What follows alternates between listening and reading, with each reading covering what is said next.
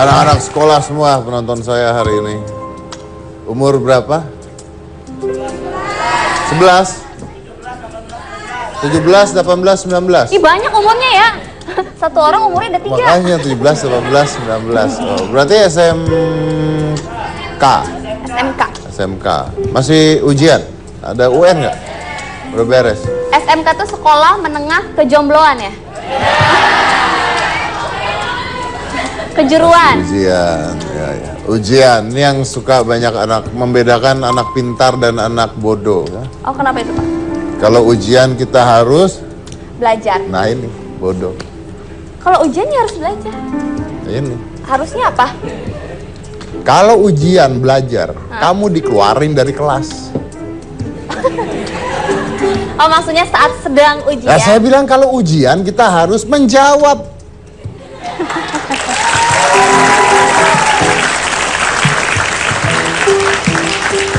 Sebelum ujian kita harus belajar. Saat ujian kita harus menjawab. Pantesan nggak lulus SMA. Gini-gini saya lulusan PAUD Pak. PAUD bangga. Oke, kita bahas tentang sekolah dan guru ya. Iya Pak. Ya, jadi kita mau bahas tentang guru. Jadi ada perjuangan guru-guru yang berada di Jombang. Di Jombang yang harus melewati bukit dan sungai untuk sampai ke sekolah Pak. Ya, jadi ini guru-guru ini berjuang sedemikian rupa sampai buat ke sekolah tuh mereka harus kayak Tarsan. Kesian ini sebenarnya. Coba diputar, ada videonya soalnya. Saya punya videonya dan kita akan segera putar videonya. Silakan. Di tengah upaya pemerintah memberikan jaminan pendidikan yang layak, menyisakan sebuah perjuangan dari sekelompok guru di sekolah terpencil di Kabupaten Jombang, Jawa Timur. Semangat tersebut tergambar pada perjuangan para guru sekolah dasar negeri Pojok Letih, Jombang. Demi memberikan pendidikan pada anak-anak, para pejuang pendidikan ini rela jatuh bangun, menyusuri medan berat dan tebing dengan berjalan kaki hampir 2 jam. Tak hanya itu, para guru juga harus menyeberangi 3 sungai yang memisahkan desa. Bahkan jika arus sungai cukup deras, mereka harus bertaruh nyawa untuk bisa sampai di sekolah. Meski medan berat dilalui dengan jalan kaki selama hampir 2 jam, para guru ini seakan tak patah arang. Para guru tetap terlihat bersemangat begitu menginjakan kakinya di sekolah. Sambutan para siswa membuat mereka bersemangat untuk tetap melanjutkan kegiatan belajar mengajar. Rasa lelah dan letih seakan terobati begitu para siswa menyapa mereka dengan bersemangat.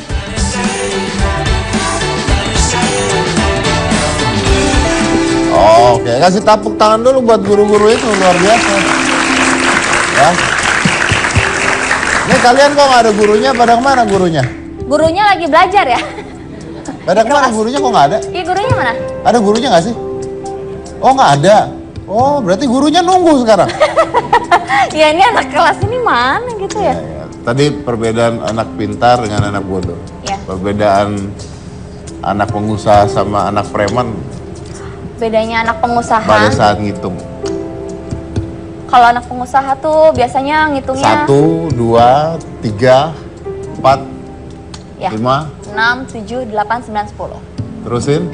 11, 12, 13. Nah itu anak pengusaha. Oh iya. Kalau preman? Hitung. 1, 1, 2, 3, 2, 3, 4, 5, 6, 6, 7, 8, 9, 10, 10, Jack, 11, Queen, King. Itu kartu Pak. Iya, beneran.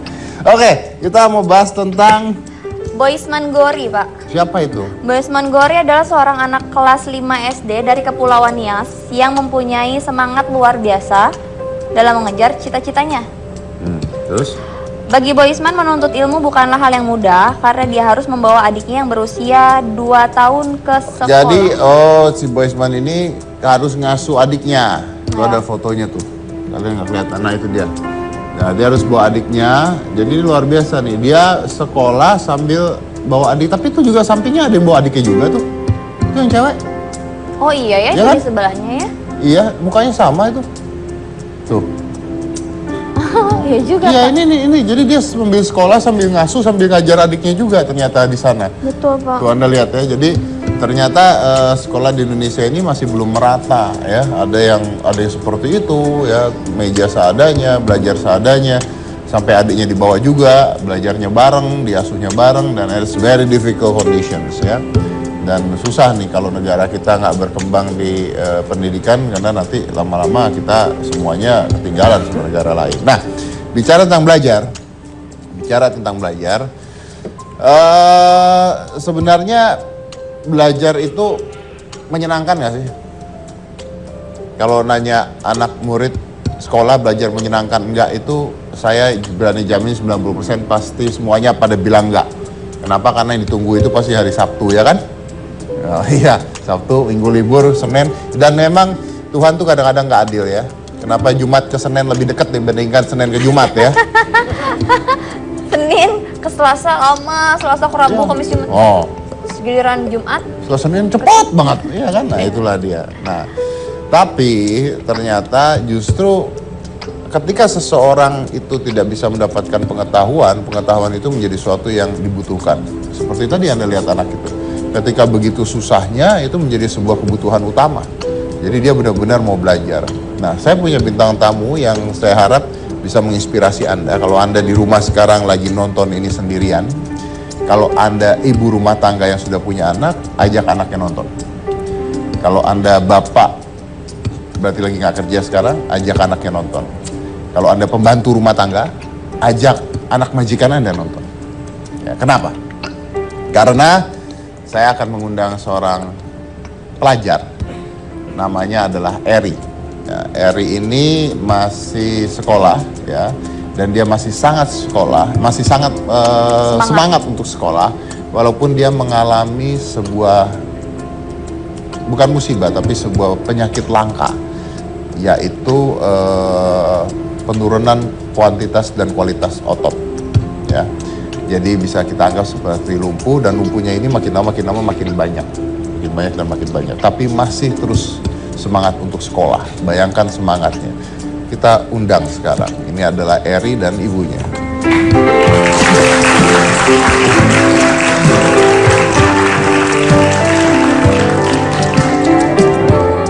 Ini Eri, ini ibunya. Eri, Iya. apa kabar? Apa kabar? Silakan duduk. Saya lewat sini ya. Silakan duduk. Ya. Eri duduknya di sini. Di sini. Ya, biar dekat sama Mas Dedi. Oke, ini Eri dan Di sini ibunya. Jadi kalau Anda lihat bahwa ibunya pasti menggendong Eri karena Eri sulit untuk berjalan, tapi lihat Eri sampai sekarang masih sekolah terus ya, dan masih semangat untuk sekolah, dan justru menarik sekali. Itu yang akan kita bahas pada hari ini, bagaimana seseorang dengan sebuah keterbatasan tapi memiliki semangat yang luar biasa. Jangan mana-mana, tetap di Hitam Putih.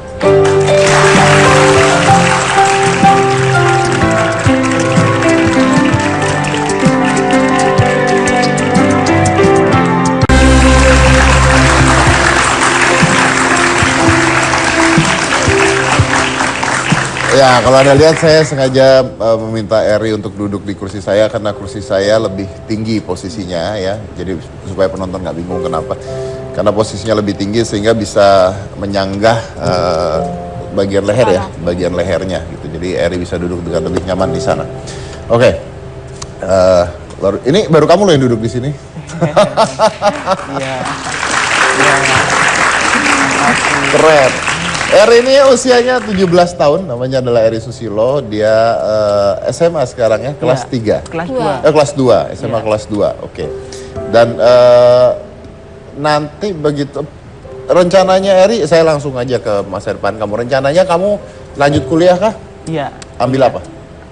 Rencana sih mau ngambil komunikasi. Komunikasi? Iya. Oke, lanjut kuliah. Tapi udah direncanakan tuh ya, memang maunya ambil kuliah dan komunikasi. Oke.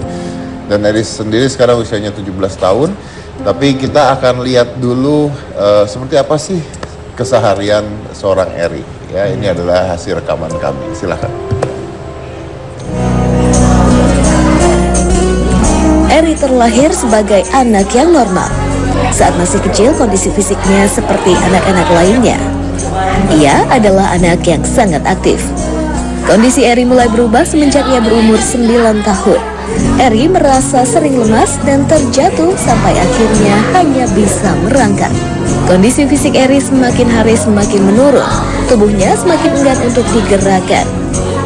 Segala cara apapun sudah ditempuh, dari pengobatan medis sampai alternatif, tapi kesembuhannya tak kunjung datang. Walaupun begitu, semangat Eri tidak pernah pudar. Dengan keterbatasan yang dimilikinya, Eri tetap semangat untuk menimba ilmu.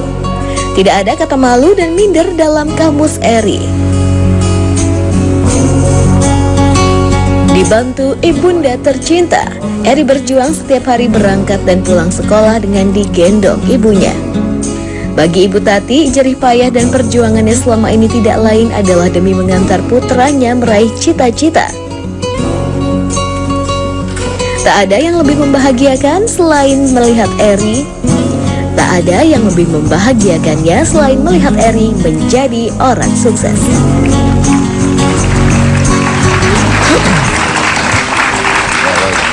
Tadi kita lihat ya, Cik ya, kalau itu digendong pulangnya ya. Pulangnya digendong sama ibunya. Ini kursi rodanya milik siapa itu?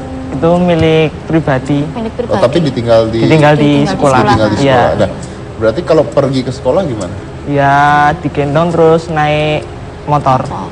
Digendong terus naik motor. Iya. Pulangnya juga seperti Iya. ini. Oke. Maaf, ini kan kalau naik motor kan tadi kalau saya ngeliat ibu gendong kan ibu harus megang tangannya juga ya supaya nggak jatuh ya. Kalau naik motor gimana caranya? Ya harus ada yang belakangnya harus ada. Oh, jadi bonceng 3. Iya, bonceng 3. Oh, jadi bonceng 3. Jadi Iya. kamu harus di tengah ya. Iya. Jadi kamu harus di tengah. Oke, baik. Nah, sebelum saya bicara tentang Eri sendiri sekarang di sekolah gimana? Maksudnya bukan kamunya gimana, tapi nilai kamunya gimana? Ya alhamdulillah bisa mengikuti lah. Bisa mengikuti. Mengikuti ini bagus apa enggak? Ya bagus, sedang lah. Ya. Oke. Jadi Eri, saya enak nih ngobrol sama Eri. Eri ini mengalami pertama kali tadi saya bilang bahwa awalnya tadi saya lihat jalan suka jatuh gitu. Ya lemas terus jatuh, terus nggak ada apa-apa, jatuh sendiri. Itu umur berapa Eri? Itu umur 8-an, sekitar 8 sampai tahunan. Iya. Sebelum itu nggak ada masalah ya? Nggak ada. Dulu normal, masih bisa sepak bola, ya masih bisa main sepeda. Lalu akhirnya ke dokter pada saat itu? Iya, dokter. Ke dokter. Nah, di dokter dinyatakan apa itu? Terkena penyakit degenerasi otot syaraf atau dikenal DMP. Nah, bisa diterangkan nggak ke penonton apa sih penyakit tersebut? Ya, penyakit tersebut itu nyerangnya itu di otot syaraf. Ya, itu. Apakah dia maksudnya menjalarkah dari kaki kemana-kemana atau dia diam atau bagaimana? Ya, perlahan-lahan kaki terus ke atas gitu. Oke. Dan dia berhenti kah atau gimana? Iya. Tetap. Tapi maksudnya dia stop di mana? Tahu atau tidak? Di badan. Di badan. Iya. Jadi kepala masih bisa tetap. Masih bisa. Iya. Masih bisa. Iya. Jadi kepala tidak akan terserang ya? Enggak. Tidak akan terserang. Enggak. Oke. Dan itu setahu saya penyakit tersebut ini genetika. Iya, tapi kenyataan yang saya alami itu kalau keluarga nggak ada yang kayak saya. Oh, keluarga nggak ada? Normal semua malahan. Semua normal? Iya. Dan tidak bisa diobati? Dulu pernah ke Wonosari bisa jalan, terus tahu-tahu di rumah nggak bisa jalan lagi. Kalau dari dokter? Ya, Dari dokter? dari dokter ya harus disuplai buah-buahan, sayur gitu untuk biar nggak terlalu down banget. Oke, tapi obatnya sendiri tidak ada? Nggak ada. Obatnya tidak ada? Iya. Nah, Eri, dalam keadaan seperti ini, kan berarti kan untuk, jangan kan untuk di sekolahnya, tapi untuk pergi ke sekolahnya juga kan butuh perjuangan lebih ya? Iya, harusnya, ya? iya. Nah, ini kenapa Eri tetap sekolah? Karena menurut saya itu pendidikan itu penting. Kalau menurut saya.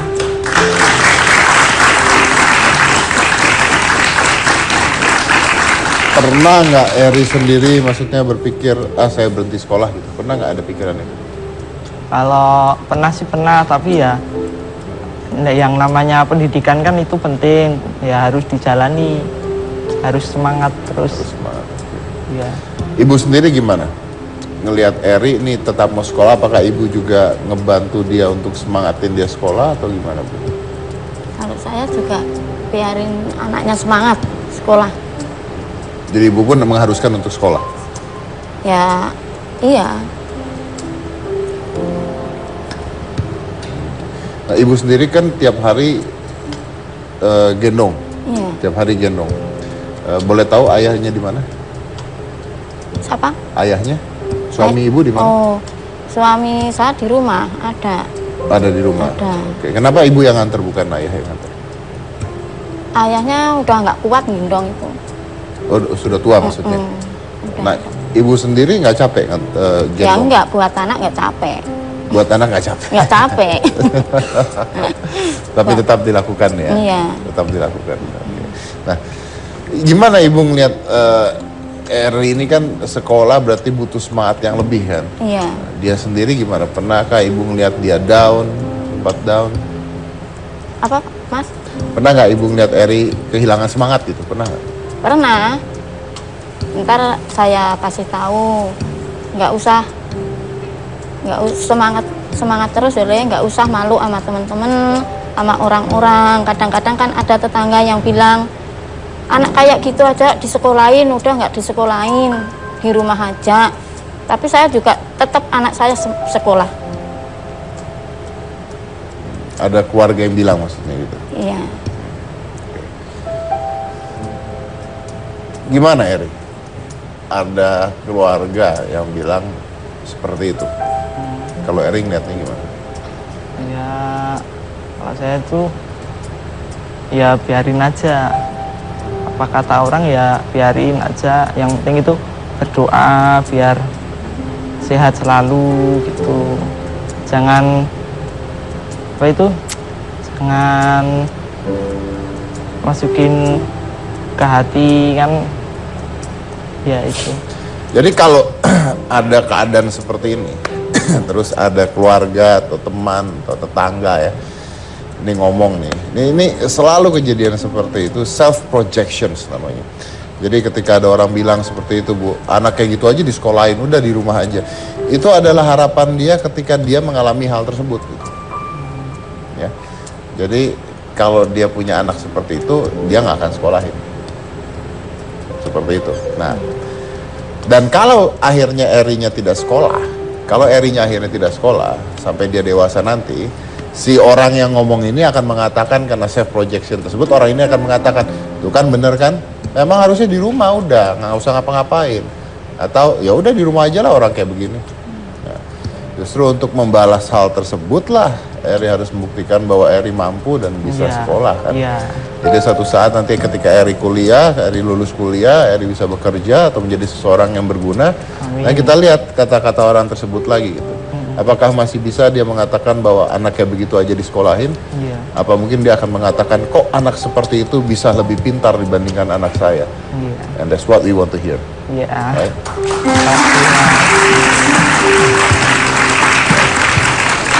Oke, saya masih punya banyak pertanyaan dan is kind of nice thing karena Eri di sini sangat menginspirasi kita semua. Jadi kita akan lanjut setelah yang satu ini. Jangan mana-mana, tetap di Hitam Putih.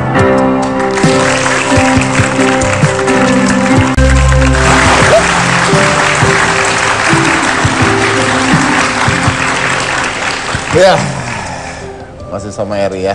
Ini murid lagi sampai. Kayaknya penonton kita nambah ya. Iya, ini penonton kita dari Lampung ya. Agak sedikit terlambat datangnya karena kalau yang lain tadi datang pakai bis, ini naik gajah ya. Makanya baru nyampe Pak. Gajah Lampung Pak. Ya, ini biar tahu dulu mereka. Nih Iya. di samping kanan saya Eri. Eri ini adalah seorang pelajar kelas 2 SMA yang tiap hari ke sekolah di gendong sama ibunya, dan dia punya cita-cita untuk nerusin kuliah ya.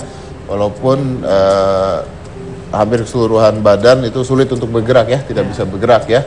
Nah, jadi semangatnya untuk tetap belajar, untuk tetap sekolah itu ada, karena menurut Eri pendidikan itu penting sekali. Pendidikan itu penting sekali, dan dia ingin membuktikan.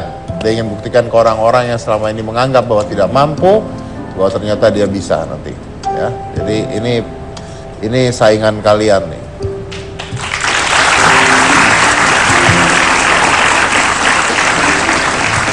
Dan ngomong-ngomong, Eri ini sebelum di Hitam Putih pernah diundang di salah satu TV juga ya? Iya. Iya. Nah, katanya di TV itu Pak, Eri bilang kalau Eri ini ngefans banget sama Bapak. Apa iya? Iya. Masa? Iya. Oh, orang sombong kayak gini kok ngefans ya? Nyebelin loh ini Bapak ini.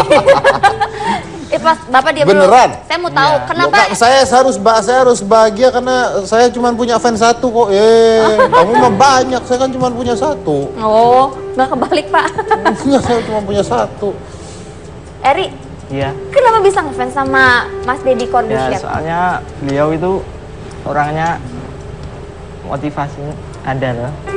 Kalau menurut saya.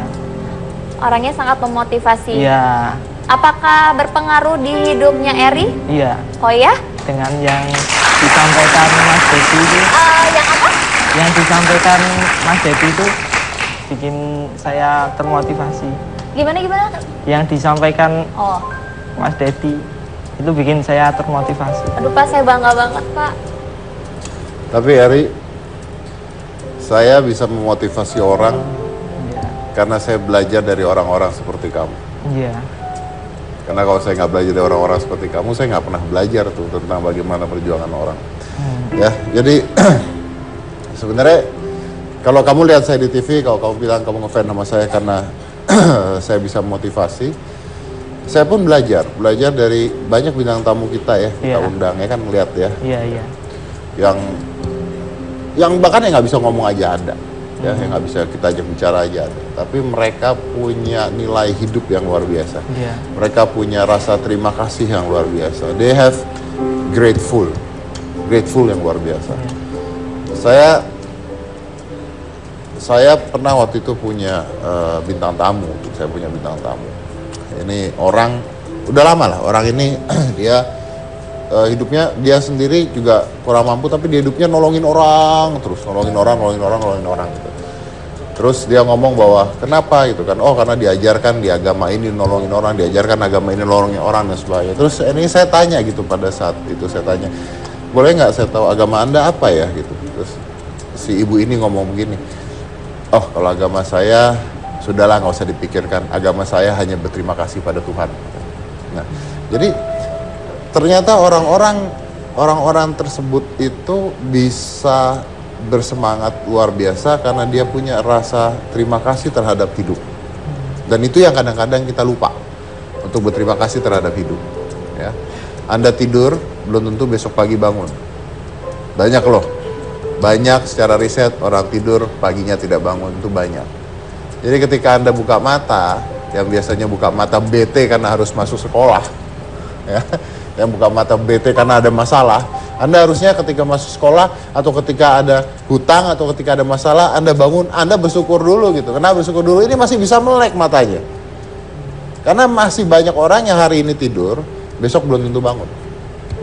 Bukan hanya karena penyakit, di medan perang, di kawasan-kawasan penuh bencana, ya hal-hal itu terjadi. Dan justru karena itulah kita harus lebih semangat lagi. Dan Eri ngebuktiin dirinya bahwa dalam keadaan seperti ini pun Eri masih sekolah, Eri mau kuliah, dan cita-citanya jadi Pengusaha transportasi. pengusaha transportasi.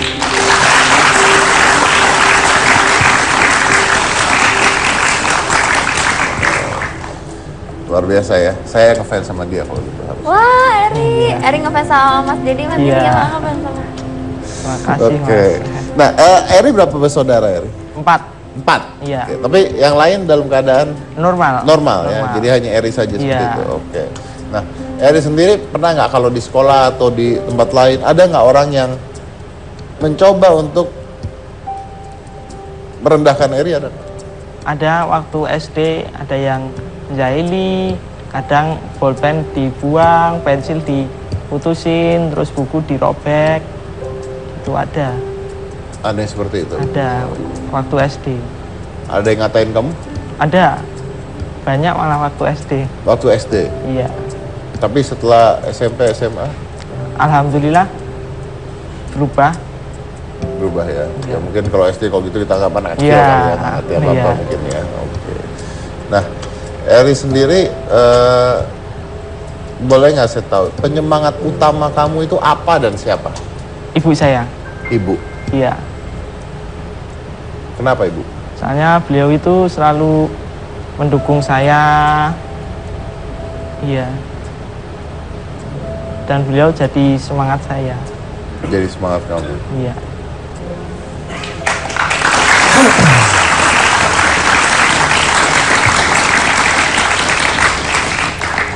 Ibu sendiri dalam mengalami hal ini, tadi saya tanya capek nggak? Capek, tapi ini anak ya, nggak ada capek buat anak ya Bu ya.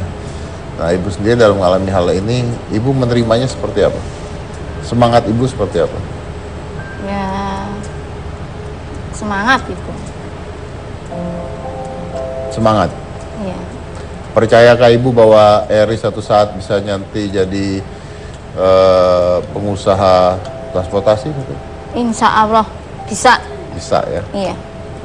Doa dari orang tua pasti Doa dari orang tua. tercapai. Amin. Boleh saya tahu kalau suami kerja apa Bu? Suami saya kerja sopir. Sopir kalau ada kerjaan, kalau nggak ada juga nggak kerja. Kalau Ibu sendiri?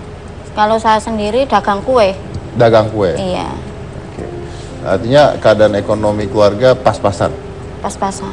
Pas-pasan. Nah, dengan keadaan ekonomi keluarga pas-pasan, anak yang lain bagaimana? Sudah berkeluarga kah? Sudah kerja? Udah keluarga semua. Sudah berkeluarga semua, jadi Tinggal nomor 3 sama nomor 4. tinggal nomor 3, nomor 4. Pria, wanita? Wanitanya cuma 1 pertama, kedua cowok, ketiga cowok, keempat cowok. Oke. Nah, Ibu sendiri melihat seorang Eri yang semangat gini gimana? Ibu bangga kah? Bangga. Bangga. Iya, senang. Sayang? Sayang? Iya. Sesayang apa sih sama Eri? Ya, penuh kasih sayang. Namanya anak ini juga bikin ibunya semangat. Kalau marah lihat ini jadi nggak marah, udah. Ini menarik ya. Eri mengatakan ibu adalah penyemangat Eri. Ibu mengatakan Eri adalah penyemangat ibu. Iya. Berarti Anda berdua saling menyemangati sebenarnya. Iya.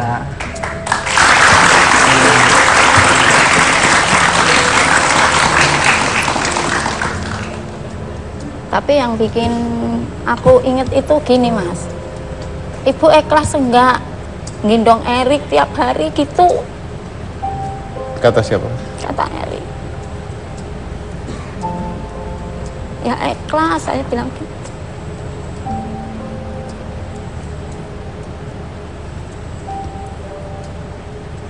Dan saya ngontraknya nggak ada kamar mandi, cuman nyalur dari tetangga.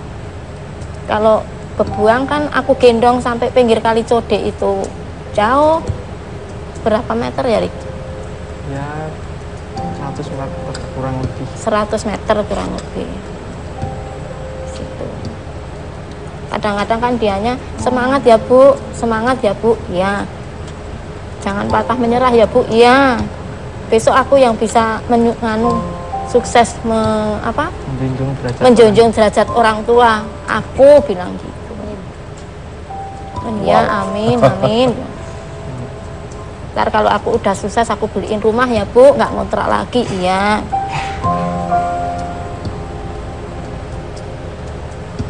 Ini cita-citanya cuma gitu. Jadi orang sukses bisa beliin rumah ibunya, dah senang ya Rik ya. Iya. Kenapa Eri sempat Kenapa kamu?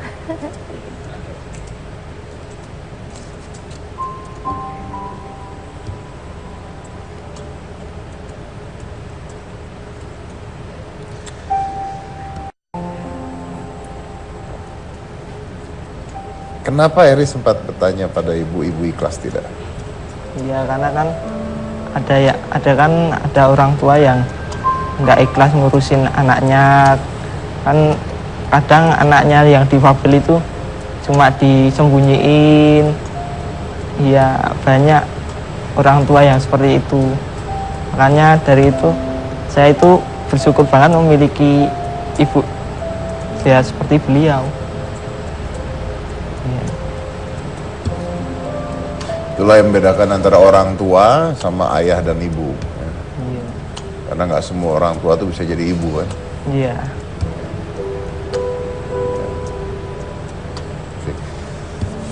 Kamu kenapa nangis? Kamu belajar apa? Enggak, saya sedihnya waktu pas ibu cerita, pas Eri bilang ibu ikhlas nggak gendongin Eri.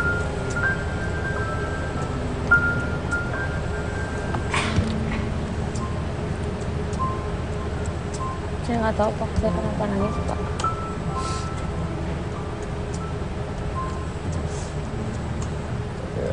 Tapi ya itulah.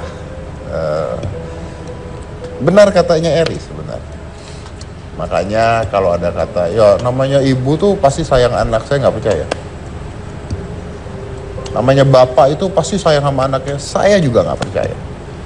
Ya, walaupun itu adalah kodratnya ya, menurut semua orang, menurut agama dan sebagainya, apalah itu, tapi saya nggak percaya. Karena tidak semua ibu sayang pada anaknya. Kalau semua ibu sayang pada anaknya, nggak ada anak bayi yang ditinggal di jalanan, betul? Ya, nggak ada anak bayi yang disiksa, nggak ada. Nggak ada anak yang dibelenggu, ditaruh di rumah, ditutup, nggak ada, betul nggak ada. Tidak semua ibu, tidak semua ayah sayang pada anak. Tidak semua orang tua bisa menjadi ibu dan ayah yang benar. Jadi pertanyaan Eri sebenarnya masuk akal. Pertanyaan Eri adalah ibu ikhlas atau tidak. Yang salah dari pertanyaan Eri adalah Eri salah bertanya pada individunya. Salah bertanya pada ibunya. Bukan pertanyaannya, pertanyaannya benar. Tapi Eri salah tanya pada orangnya. Karena Eri tanya pada orang yang memang ikhlas untuk melakukan itu.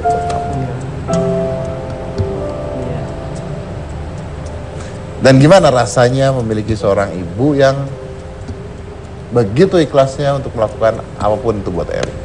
Ya, bersyukur dan bahagia. Ya. Karena ibu jadi penyemangat saya. Ibu jadi penyemangat kamu. Iya.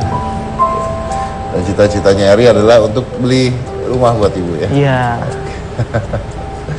Emang ibu paling berat kalau mengurus Eri pada saat apa? Sekolah, tidur, gendong?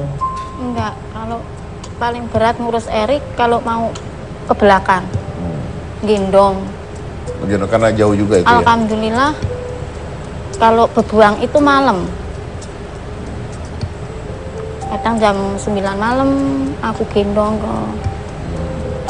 Kenapa alhamdulillah malam? Ya nggak siang gitu, kalau siang kan antri WC-nya itu di WC umum. Oh, WC di WC umum. Oh ya. Oke.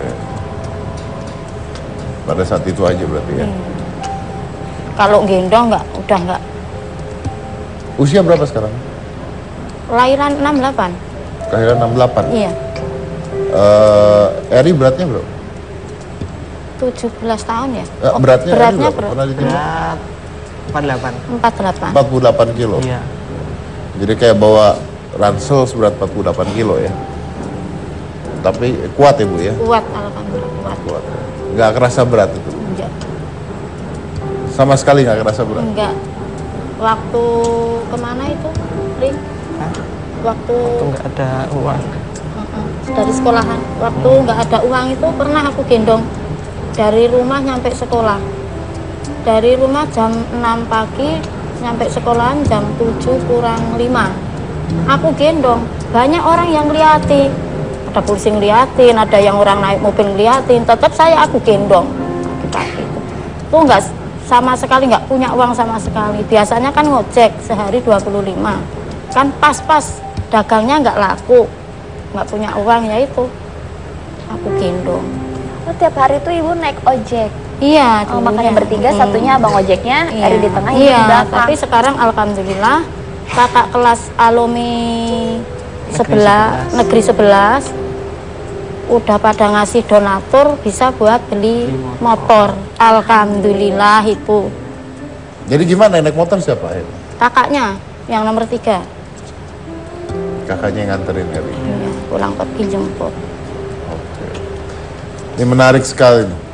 Menariknya adalah ibu ini itu 48 kilo, hampir 50 kilo ya. 50 kilo di backpack itu beratnya luar biasa ya. Dan jalan berjam-jam ya. Iya. Jalan berjam-jam itu nggak berat, nggak merasa berat. Nah, ini kita mau lihat dari sisi mana? Kita melihat dari sisi religius atau kita melihat dari sisi psikologis? Kalau kita melihat dari sisi religius, ketika seorang ibu menggendong anaknya yang beratnya 50 kilo jalan berjam-jam dan dia tidak merasakan berat atau capek, artinya dia tidak sendiri menggendong.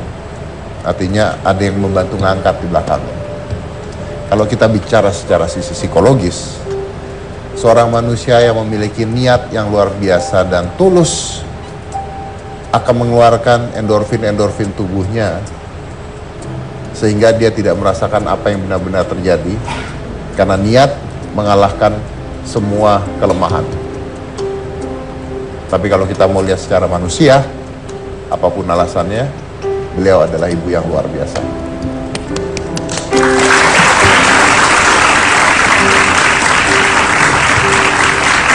Kita lanjut lagi slide 1, dan mana-mana tetap di Hitam Putih.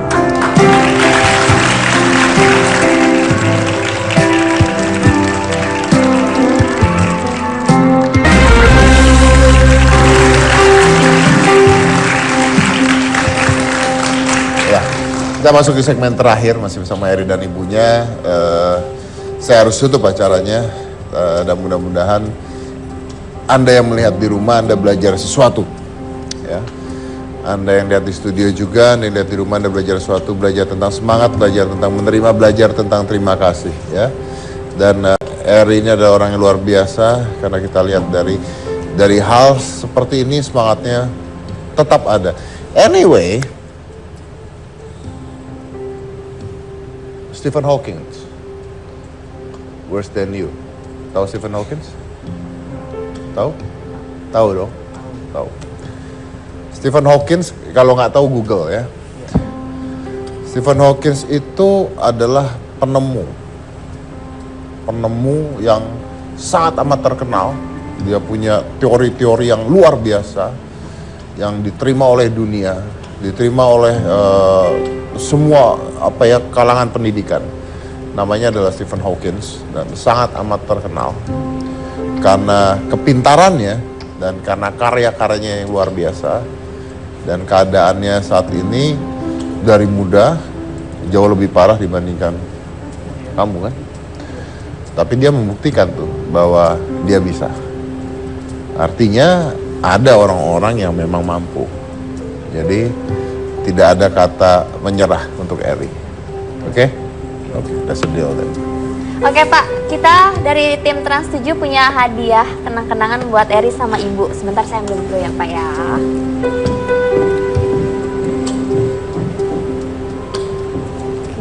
Oke.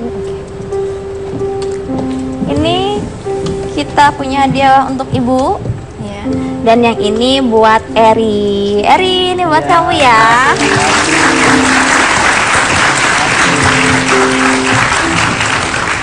Ya mudah-mudahan berguna ya Eri ya Bu ya. Eri ada yang mau disampaikan buat penonton? Buat penonton harus tetap semangat, jangan pantang menyerah. Harus tetap semangat dan Jangan pantang menyerah. jangan pantang menyerah. Kenapa jangan pantang menyerah?